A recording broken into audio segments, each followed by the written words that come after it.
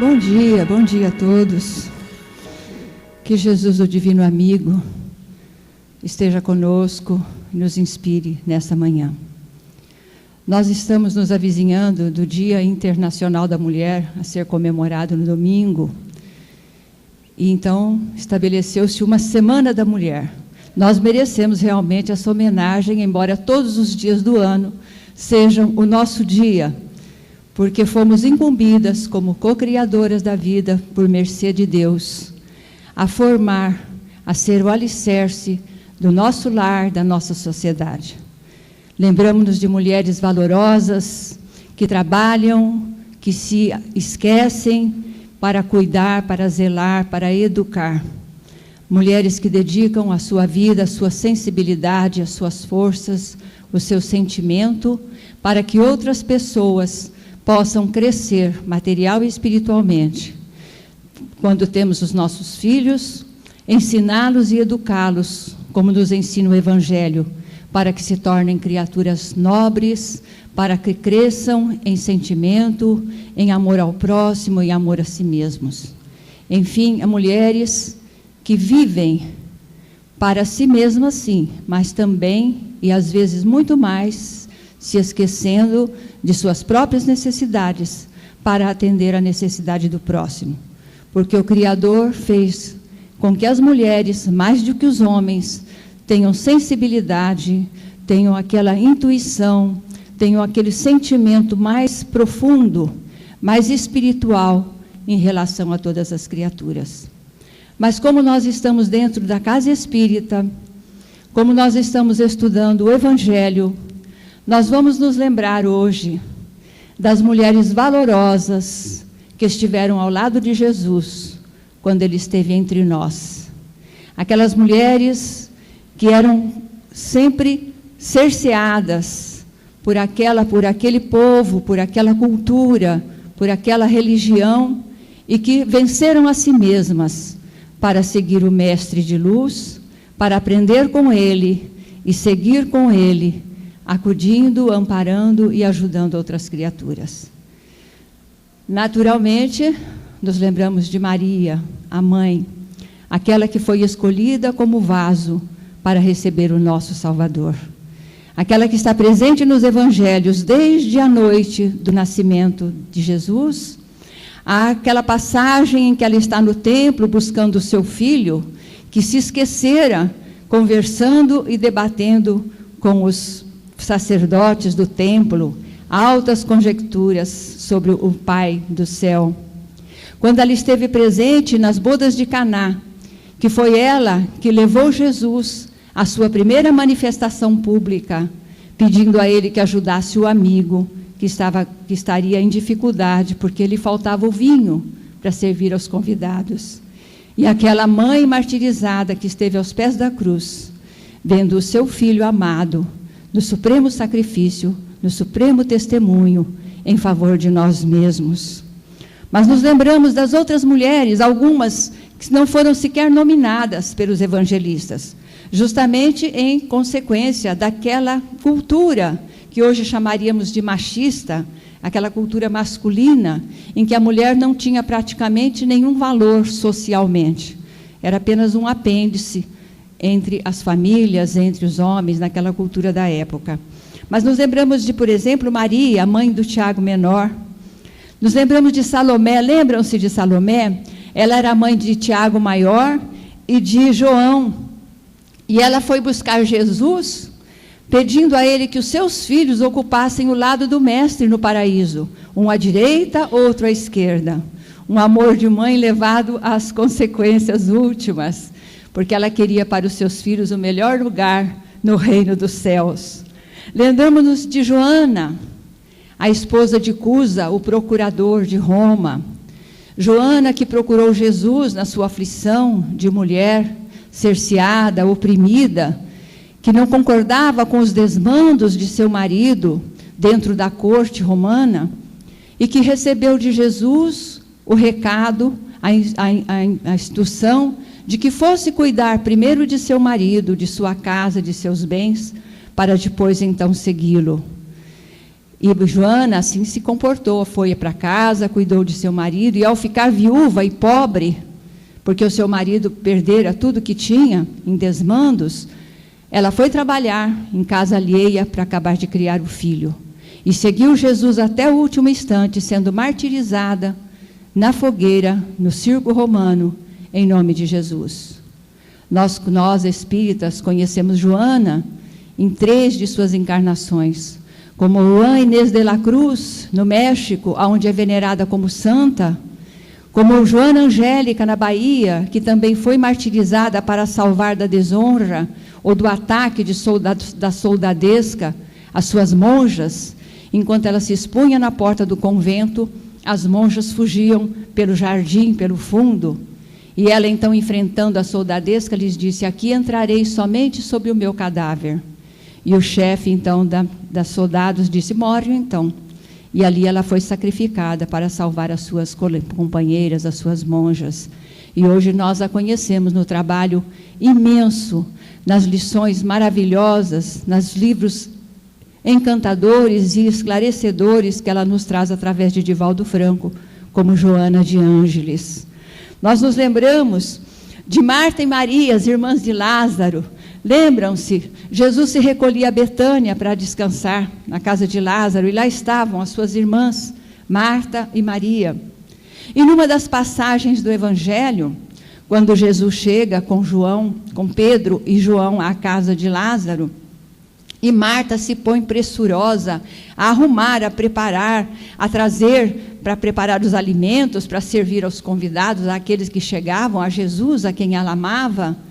E de repente ela vê que Maria está ali sentada aos pés do Mestre, simplesmente adorando e ouvindo, bebendo as suas palavras, e Marta vai queixar-se a Jesus: olha aí, Mestre, eu aqui, me afanosamente cuidando das coisas, e ela aí sentada.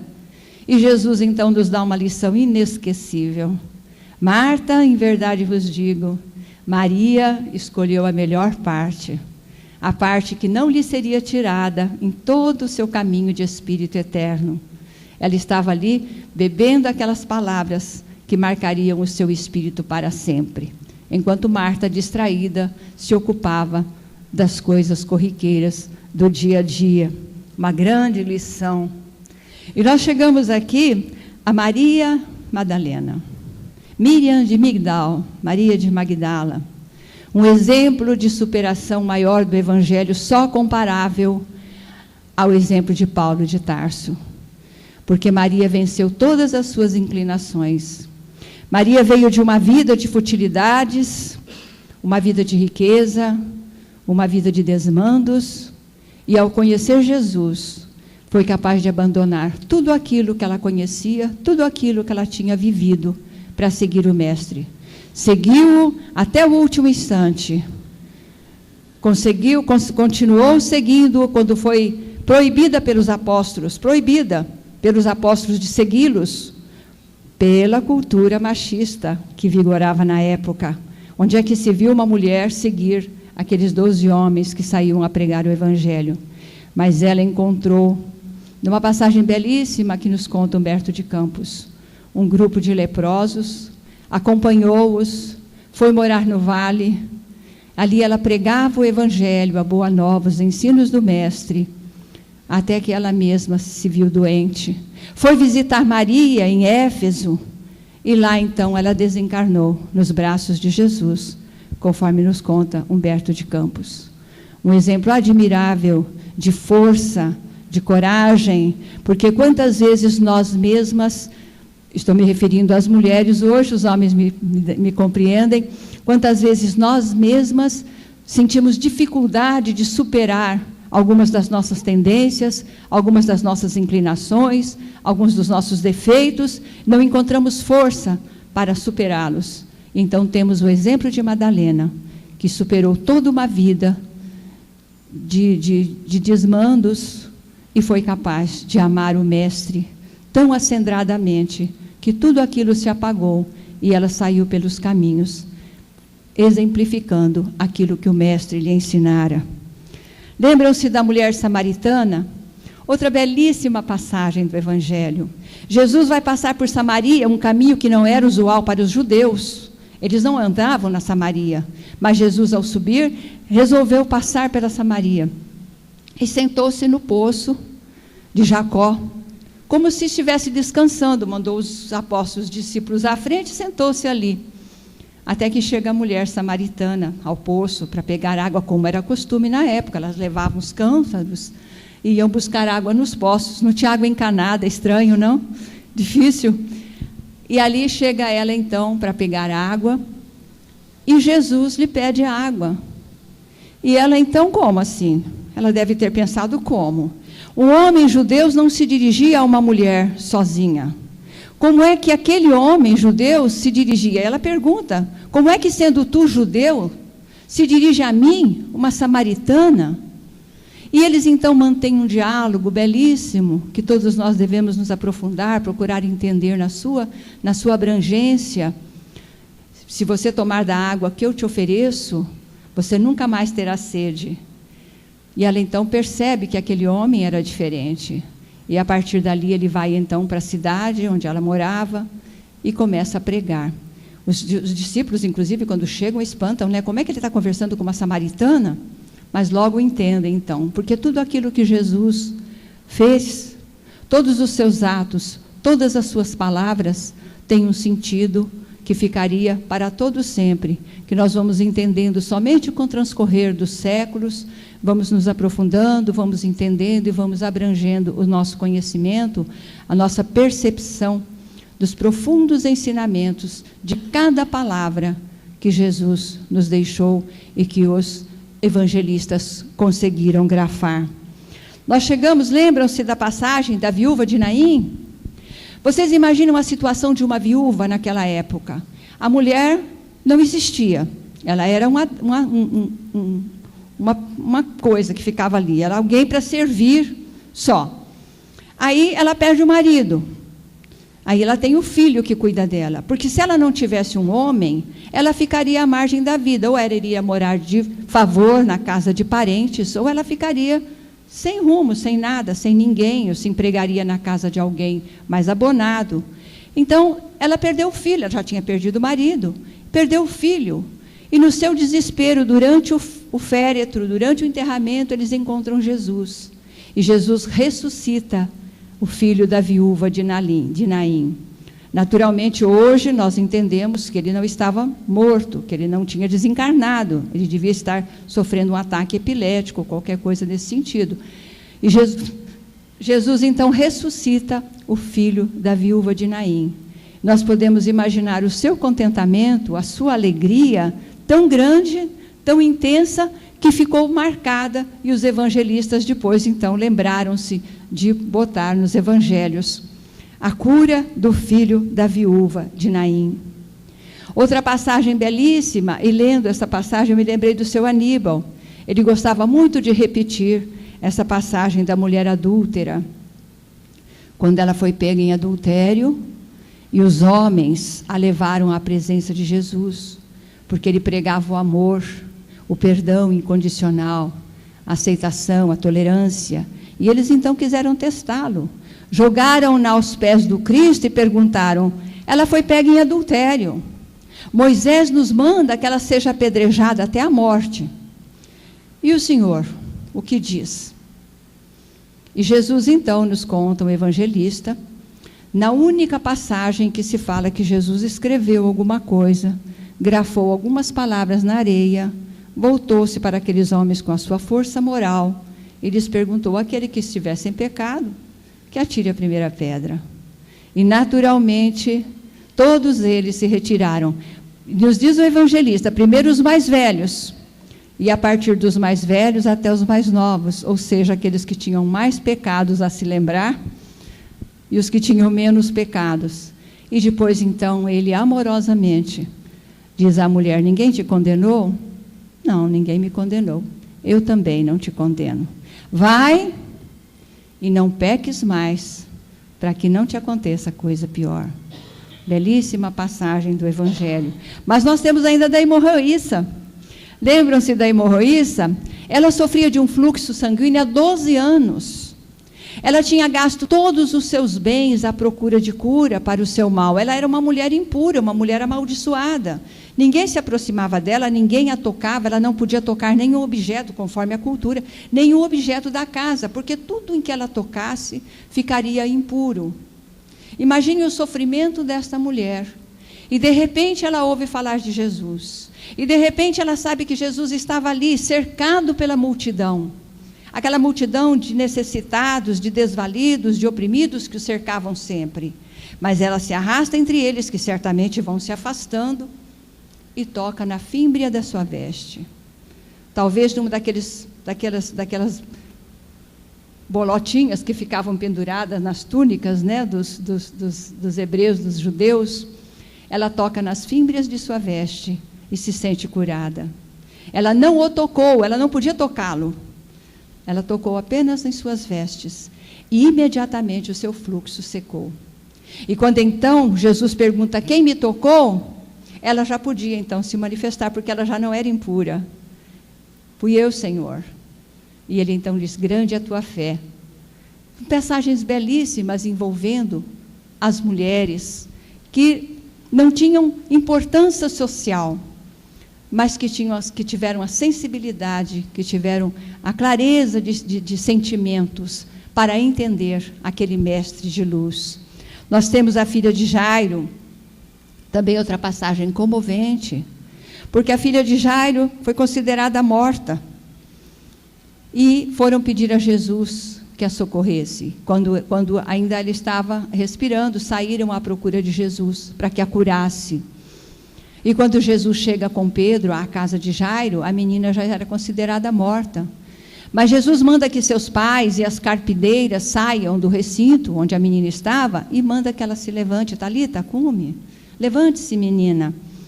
E ela se levantou.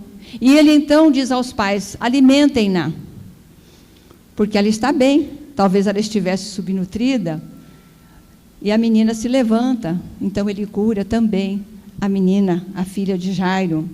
E numa das primeiras passagens, nós lemos que Jesus curou a sogra de Pedro, que se achava febril, adoentada, e ao chegar à casa de Pedro, Jesus então põe as mãos sobre ela e a cura.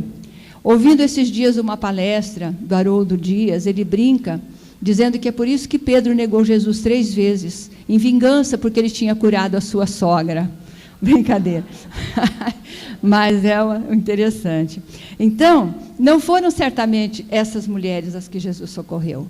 Essas foram as mulheres com quem ele teve um contato tão evidente, que os evangelistas, ao gravar os evangelhos 60, 80, 100 anos depois, se lembraram dessas passagens, se lembraram destes acontecimentos. Essas mulheres, quantas mulheres viúvas, mulheres desamparadas, meninas órfãs, quantas mulheres Jesus que ensinou, vivenciou, exemplificou a igualdade entre os sexos, que a mulher e o homem são filhos de Deus da mesma maneira, com os mesmos direitos, com os mesmos deveres.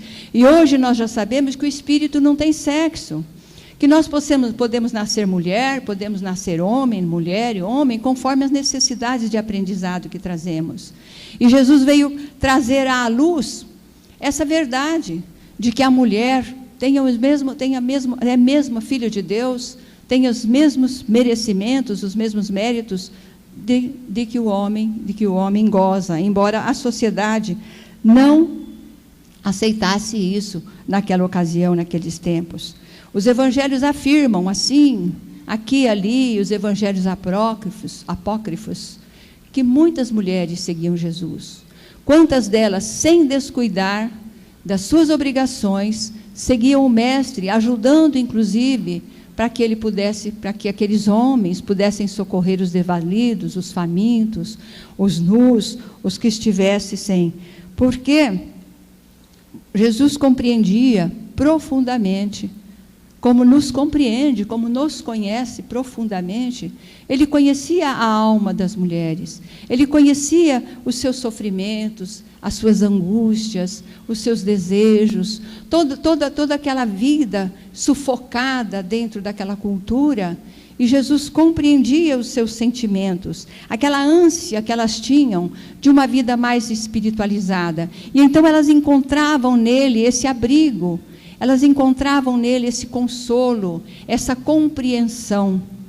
E o seguiam então amorosamente, e se tornavam fãs dele, seguiam-no a toda parte, sempre que era possível, sempre que as suas obrigações permitissem, porque ele era o único que, compreendendo, ele as orientava com amor e com sabedoria, sem nenhum preconceito, sem nenhuma discriminação, aceitando a todos com aquele coração amoroso que todos nós aprendemos consultando os evangelhos.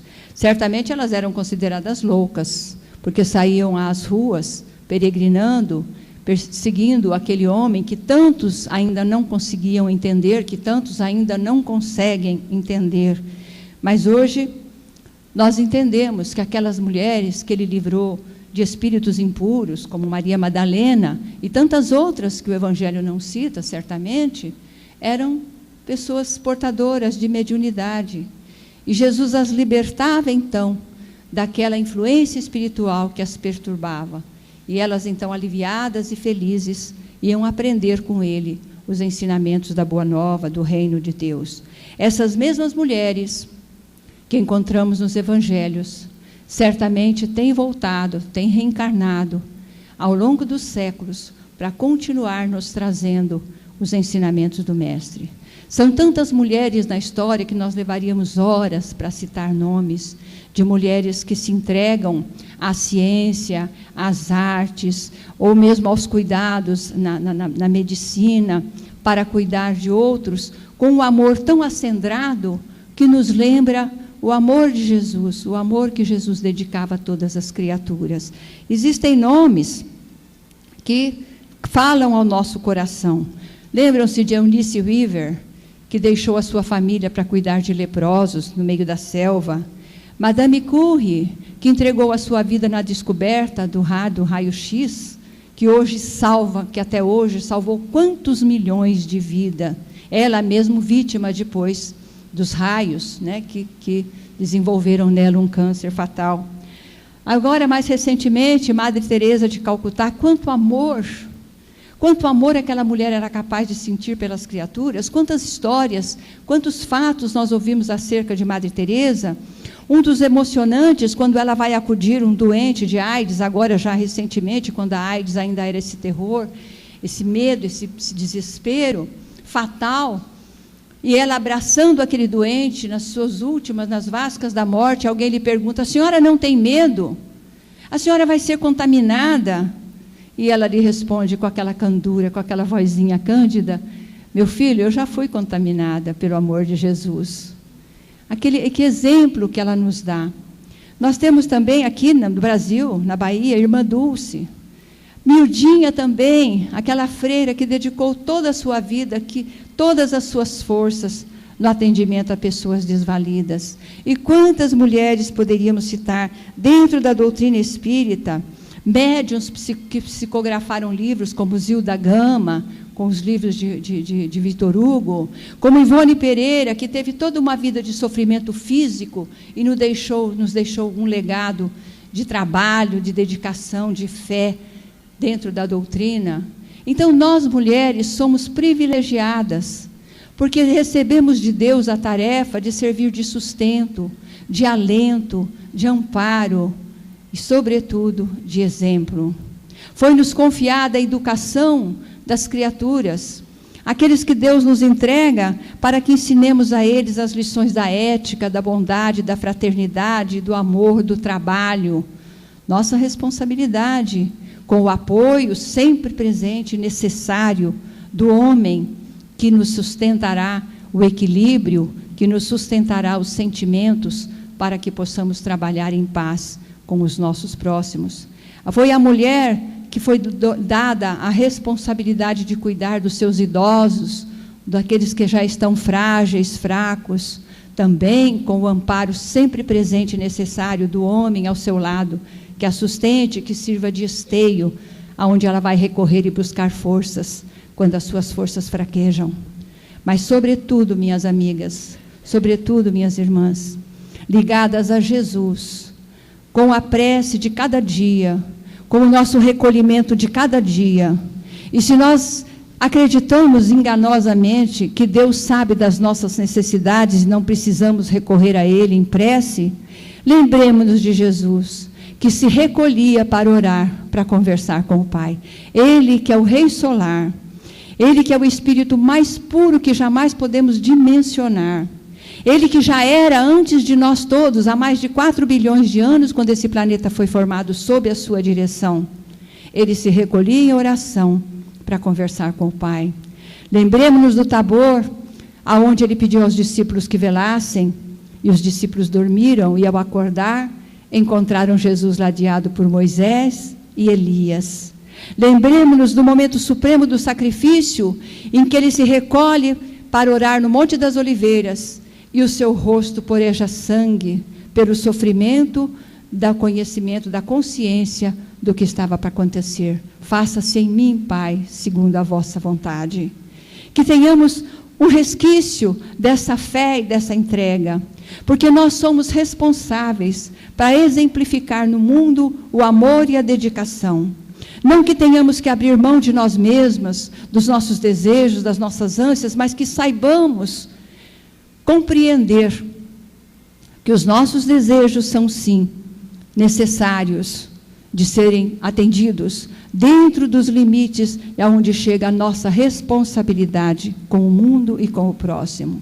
Nascemos mulheres porque Deus nos deu a oportunidade, o privilégio de cuidar da humanidade, daqueles que nos cercam, daqueles que foram colocados ao nosso lado, como nossos filhos, como nosso esposo, como nossos avós, como nossos sogros, como nossos pais. Porque ao homem cabe manter o equilíbrio, manter a estrutura física, manter a hombridade, o exemplo de honestidade e de ética dentro do lar. Mas à mulher cabe a experiência, a vivência do amor e do acolhimento. Que não nos esqueçamos que nesse dia, que é o Dia da Mulher, possamos nos lembrar da mulher maior da história da humanidade.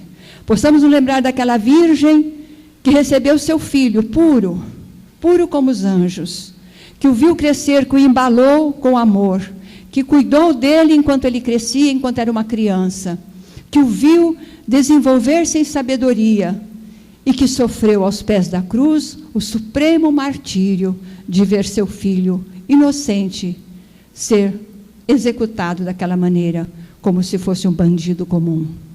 Miremos-nos no exemplo dessa mulher para aceitarmos as dificuldades que a vida nos apresenta, para aceitarmos os sacrifícios que a vida nos pede, porque nós, espíritas, sabemos que a nossa romagem terrena é apenas um pequeno tempo, é um interregno, é uma fase, é um espaço curto de tempo, onde estamos aqui para aprender a fraternidade, o amor, a dedicação, o acolhimento e, sobretudo, as lições inacessíveis do Evangelho de Jesus. Que sejamos todos abençoados, nós, mulheres, e os homens que sustentam o nosso equilíbrio e a nossa casa. Sejamos todos amparados, para que não nos esqueçamos nunca de que, filhos de Deus, irmãos de Jesus, precisamos caminhar sempre para a frente e para o alto. E o Evangelho e a doutrina espírita nos dão as ferramentas que precisamos e que nos sustentam nessa caminhada. Muito obrigada e muita paz.